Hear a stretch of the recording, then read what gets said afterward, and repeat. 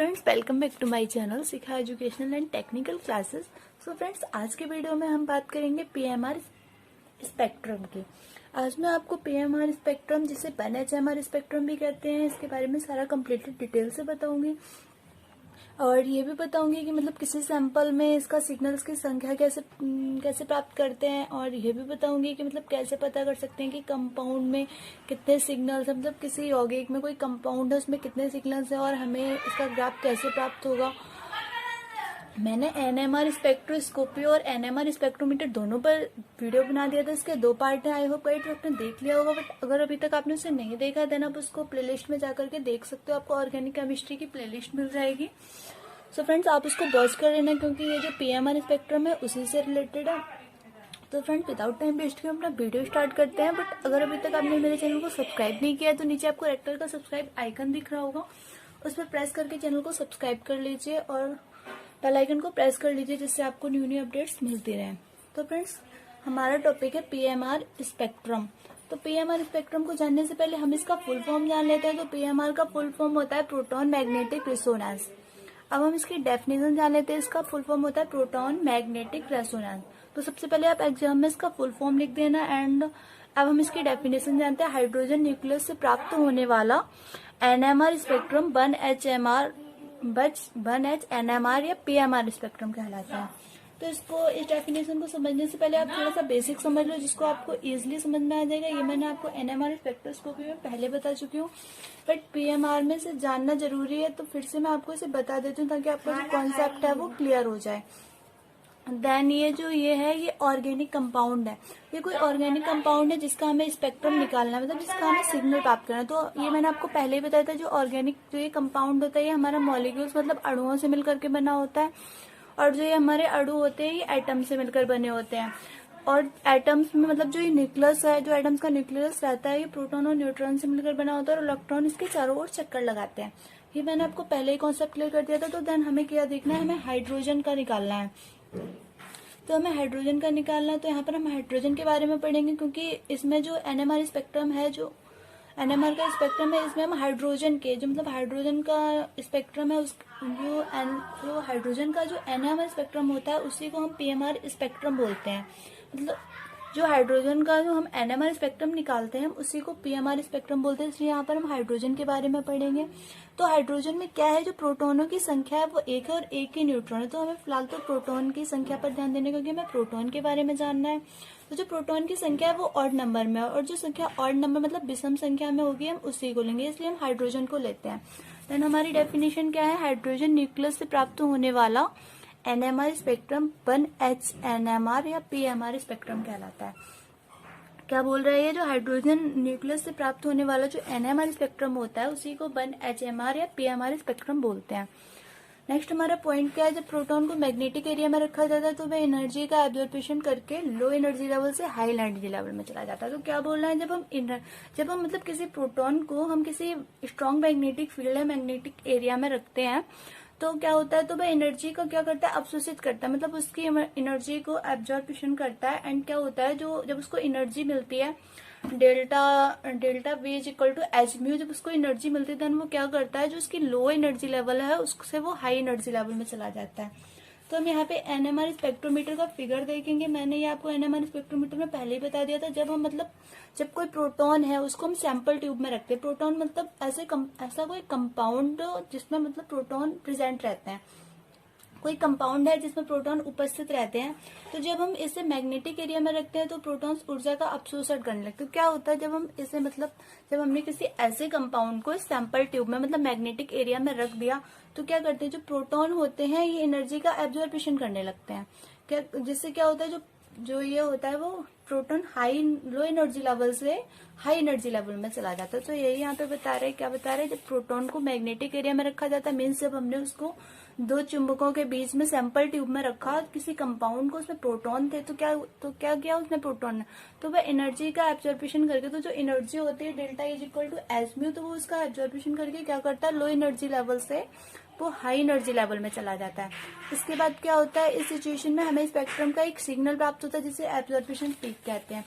तो क्या बता रहा है ये, जब ये सिचुएशन आती है तो हमें ये देखो, आपको ये ग्राफ दिख रहा होगा, वैसे मैंने आपको ये ग्राफ पहले ही बताया था, बट यहाँ पर जानना जरूरी है क्योंकि हम सिग्नलों की संख्या के बारे में पढ़ेंगे। तो लो एनर्जी लेवल से जो ये हाई एनर्जी लेवल में चला जाता है, तो ग्राफ में एक सिग्नल प्राप्त होता है। जब ये लो एनर्जी लेवल से हाई एनर्जी लेवल में चला जाता है तो हमें ग्राफ में एक सिग्नल प्राप्त होता है।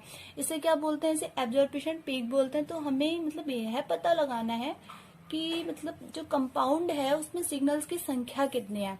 यहाँ पर मैंने आपको जस्ट आपको समझाने के लिए केवल एक ही सिग्नल का उपयोग किया है, पर जैसे कि अलग अलग कंपाउंड होता है तो हमें बहुत सारे सिग्नल प्राप्त हो सकते हैं।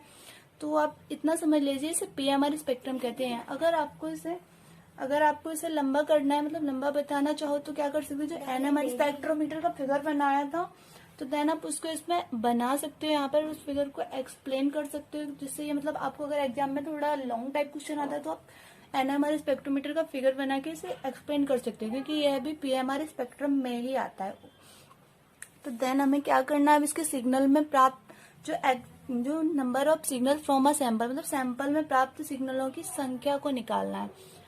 तो हम जान लेते हैं कि किसी कंपाउंड में सिग्नल्स की संख्या कैसे निकालते हैं। तो तुल्य प्रोटॉन, इसके लिए हमें सबसे पहले तुल्य प्रोटॉन को जानना होगा। तुल्य प्रोटॉन क्या होता है? किसी कंपाउंड के वे प्रोटॉन जिनका इलेक्ट्रॉनिक इन्वायरमेंट समान होता है, मतलब किसी वो प्रोटॉन जिनका इलेक्ट्रॉनिक इन्वायरमेंट समान होता है उसको क्या बोलते हैं?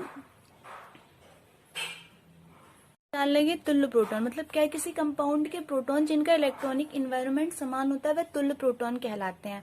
मतलब क्या बोल रहे हैं कि मतलब जिसका जो इलेक्ट्रॉनिक वातावरण होता है वो समान होता है, इसका इलेक्ट्रॉनिक इन्वायरमेंट समान होता है, वो क्या कहलाते हैं? वो तुल्य प्रोटॉन कहलाते हैं। इनमें से केवल एक पीएमआर सिग्नल प्राप्त होता है, इससे हमें जो होता है वो केवल एक पीएमआर सिग्नल प्राप्त होता है। अब हम बात करते हैं अतुल्य प्रोटॉन की। यदि किसी कंपाउंड में अनेक प्रकार के प्रोटॉन हो, मतलब यदि किसी यौगिक में बहुत सारे टाइप्स के प्रोटॉन हो और जिनका जो इलेक्ट्रॉनिक इन्वायरमेंट मतलब जिनका इलेक्ट्रॉनिक वातावरण है वो काफी डिफरेंट होता है, मतलब एक दूसरे में काफी डिफरेंट होता है, तो इसे क्या बोलते हैं? अतुल्य प्रोटॉन बोलते हैं। इसमें एक पीएमआर सिग्नल प्राप्त होता है। पीएमआर सिग्नल्स की संख्या अतुल्य प्रोटॉनों की संख्या के बराबर होती है। तो क्या बोल रहा है? ये जो तुल्य प्रोटॉन होता है बहुत इजी, जो तुल्य प्रोटॉन होता है उसमें क्या बता रहा है?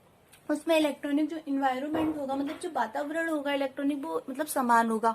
और जो ये अतुल्य प्रोटॉन है इसमें जो वातावरण होगा वो डिफरेंट होगा, मतलब अलग अलग होगा। और जो तुल्य प्रोटॉन है उसमें हमें एक पीएमआर सिग्नल प्राप्त होगा और इसमें जो हमें बहुत सारे पीएमआर सिग्नल प्राप्त होंगे। मतलब पीएमआर सिग्नल जितने होंगे उतने, मतलब जितने ही अतुल्य प्रोटॉन होंगे उतने ही पीएमआर सिग्नल्स हमें प्राप्त होंगे। जितनी अतुल्य प्रोटॉनों की संख्या होगी हमें उतने ही पीएमआर सिग्नल प्राप्त होंगे। तो हम इसको एग्जाम्पल के थ्रू थोड़ा अच्छे से जान लेते हैं जिससे आपको इजिली समझ आ जाएगा। तो फर्स्ट हमारा एग्जाम्पल है अतुल्य प्रोटॉन। अतुल्य प्रोटॉन हमने जान लिया, सॉरी। तो अब हम जानेंगे एथिल ब्रोमाइड। एथिल ब्रोमाइड में क्या है? CH3 CH2Br। तो इसमें CH3 में क्या है? इसमें तीन मैथिल प्रोटॉन है और इसमें 2 मैथिल प्रोटॉन है। तो इसमें 3 मैथिल प्रोटॉन है और इसमें 2 मैथिल प्रोटॉन है, और ये तुल्य प्रोटॉन है और ये भी तुल्य प्रोटॉन है। तो हमने पहले क्या पढ़ा था?